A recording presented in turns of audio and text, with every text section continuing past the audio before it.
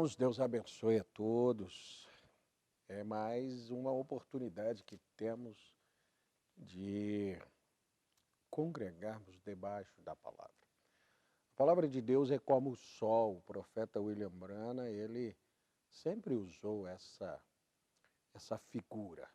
A igreja precisa estar diante do sol para amadurecer.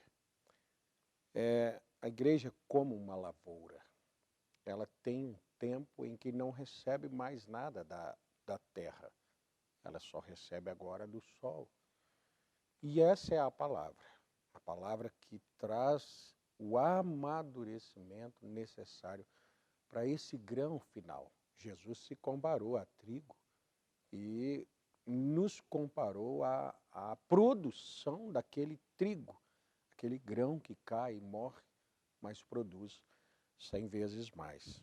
Então, quando nós temos uma oportunidade, seja 15 minutos aqui em Chaves do Evangelho, seja 1 hora na sexta-feira com o programa Assim Está Escrito, seja os cultos de oração, seja os cultos de pregação da palavra na quinta, seja os cultos de escola dominical, 3 horas de culto, tudo isso é uma oportunidade de nós estarmos diante da palavra, recebendo essa maturidade, essa maturação da lavoura.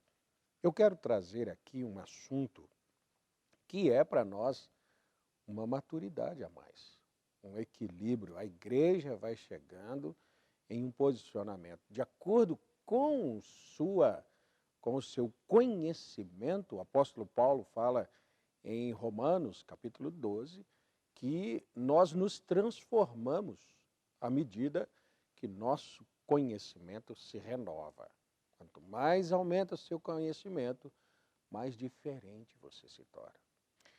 Eu creio que Oséias disse que o povo de Deus foi destruído porque lhes faltou conhecimento. O que é o conhecimento? É apenas uma pesquisa de detalhes assustadores da igreja? Não. São, é claro, os mistérios de Deus revelados nos fazem bem. Os mistérios de Deus revelados nos estimulam, mas existem pequenas chaves que nos estabilizam.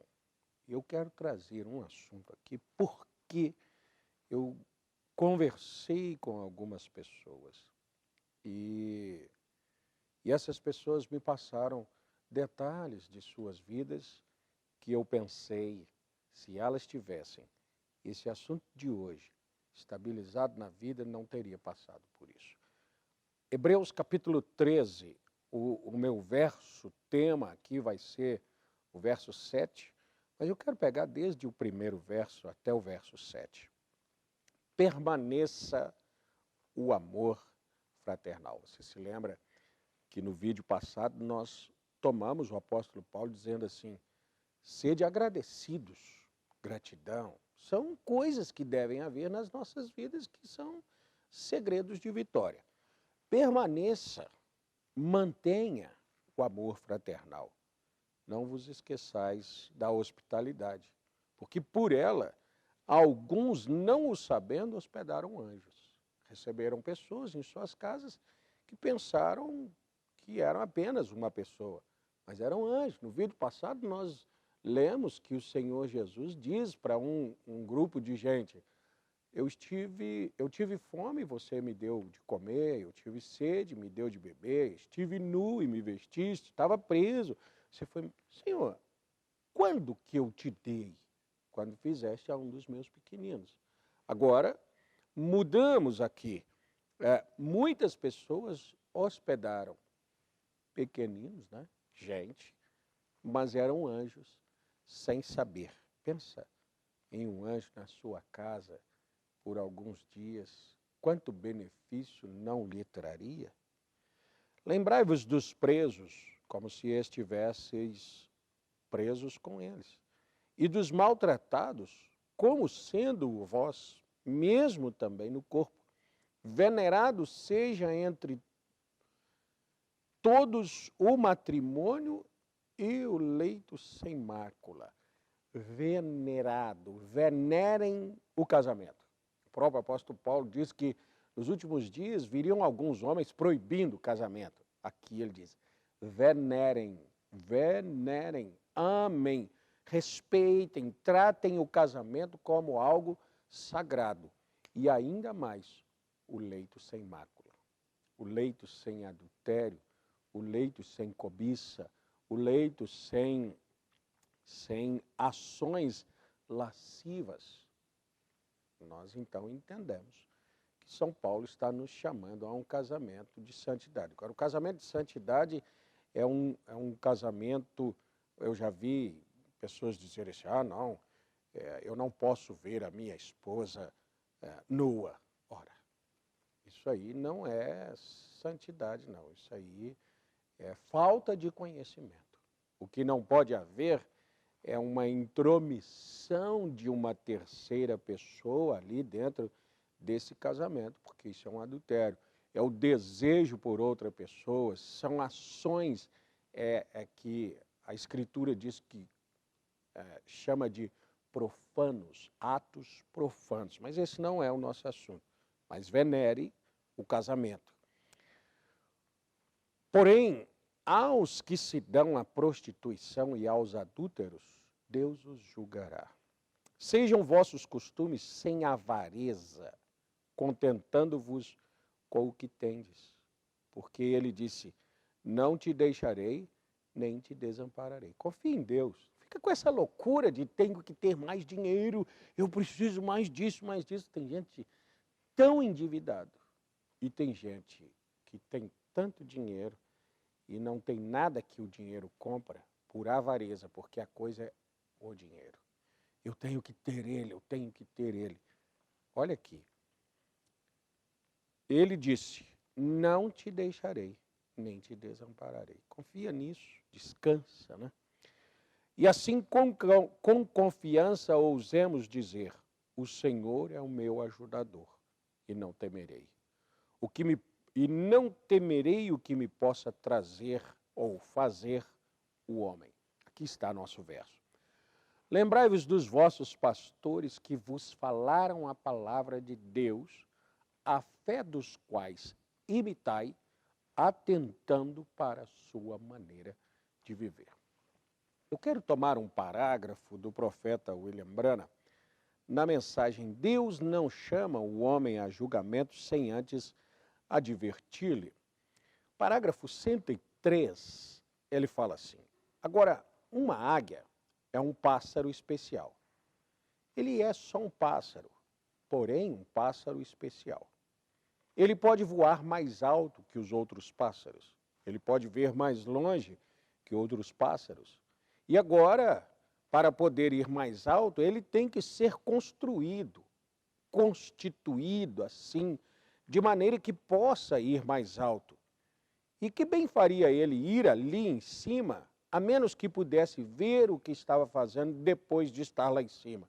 A pessoa, o pássaro sobe, sobe, sobe, mas ele não tem capacidade de ver, não tem norteamento, não sabe onde está, onde deixou o seu ninho, aonde pousar para adquirir a sua comida. Então ele tem que ter uma constituição. Se ele sobe demais ali em cima, a pressão atmosférica é diferente, ele explodiria, suas penas sairiam do seu corpo. Então ele é constituído de uma maneira diferente. Veja, depois de estar lá em cima, que bem faria se ele não soubesse disso, né? Portanto, ele tem que ser um pássaro de construção especial. Vem, ele é venerado na família dos falcões e é um rasgador com o bico. E ele come, muitos deles são aves de rapina. Há ao redor de 40 classes de águias. Aí veja que coisa interessante. O profeta falando de águia, um pássaro constituído de uma forma especial, ele diz assim, porém vejam vocês na igreja, deixa eu trocar a vírgula aqui de lugar porque eu li ela errado. Porém vejam vocês na igreja o pastor. Está o pastor. E esse pastor é uma pessoa especial. ele é constituído para onde ele possa parar com o alvoroço das pessoas. E ele é um carregador de carga, ele é o boi de guia. Ele é um homem que pode assentar-se quando alguém tem tido algo contra alguém mais e assentar-se com as duas famílias, sem favorecer nenhuma, e arrazoar aquilo e trazê-las outra vez à doçura. Ele é um pastor, ele sabe como cuidar das coisas. Aqui ele vai falar, o evangelista é um homem especial, ele tem uma forma. O que acontece? Uma pessoa me ligou há algum tempo e disse, pastor, eu gostaria de falar com o senhor, eu vou ficar em casa, ouvir as fitas do profeta e ler as mensagens apenas, e vou ler a Bíblia. O que o senhor acha? Eu disse, errado. Por quê? Eu estou lendo as mensagens, eu estou ouvindo a voz do mensageiro. Efésios capítulo 4, verso 11, diz que ele, que falou de Jesus antes, ele mesmo deu uns para apóstolos, outros para profetas e outros para evangelistas e outros para pastores e doutores, querendo o aperfeiçoamento dos santos para a obra do ministério, para a edificação do corpo de Cristo, até que todos cheguemos à unidade de fé. Então, o que o senhor acha de eu ficar em casa só ouvindo as fitas? Acho errado, e não importa de onde vem essa ideia, ela é errada. Tá bom. Aquela pessoa já estava convencida de que eu não preciso de estar debaixo de um pastor. Passado algum tempo, essa pessoa liga agora com a sua família praticamente destruída. Ao meu filho que ajudava na igreja, está no mundo, minha filha fez isso, a outra fez aquilo, o marido fez aquilo outro, eu estava perdendo a fé, mas a palavra do Senhor estava no meu coração. Vá procurar pelo pastor fulano, vá procurar aquele pastor. E olha que eu não estava dizendo para ela vir congregar comigo, até porque ela está distante. Não, vá lá, irmã. O profeta William Branham foi um homem que defendeu uma obra local, congregue, esteja lá, esteja debaixo do seu pastor. E aí a pessoa liga com o filho no mundo, com o casamento acabando-se, com filhos desanimados. Depois alguém disse assim, olha, e ali onde todos nós estávamos, os jovens estão indo para o mundo. Nós temos visto quantos jovens que saíram debaixo desse ministério pastoral e foram para algum lugar aventurar-se em algo mais interessante e suas vidas estão destruídas. Por quê?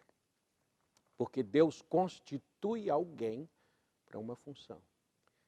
Eu jamais me chamaria de um homem especial. Eu sou um homem comum. Todos os meus companheiros somos companheiros pastores, pregadores, somos homens comuns. Isso em termos de homens. De um homem para o outro, qual a diferença?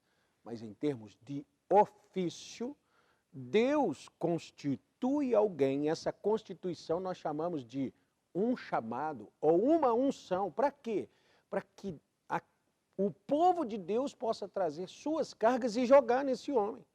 E esse homem poder assimilar essas cargas e devolver para esse povo,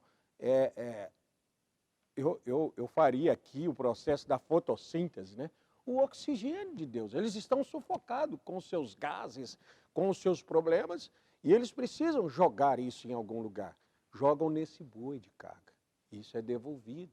Nós podíamos tomar também, o profeta falando sobre a mensagem O Sentinela, tem que ter um homem numa torre, olhando mais alto, conhecendo as coisas para avisar esse povo.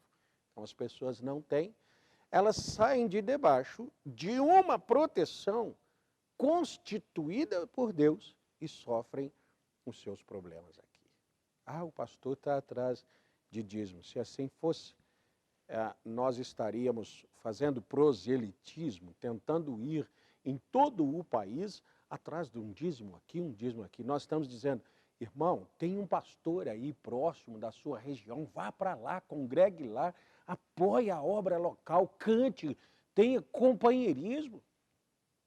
Põe os seus jovens em companheirismo com outros jovens, põe suas crianças em companheirismo com as outras crianças. Irmãs, tenha companheirismo com outras irmãs. Irmãos, tenham amigos. Não separando as pessoas, mas colocando as pessoas debaixo de um ministério constituído por Deus. Por quê? Porque isso é uma proteção. As pessoas saem debaixo da proteção.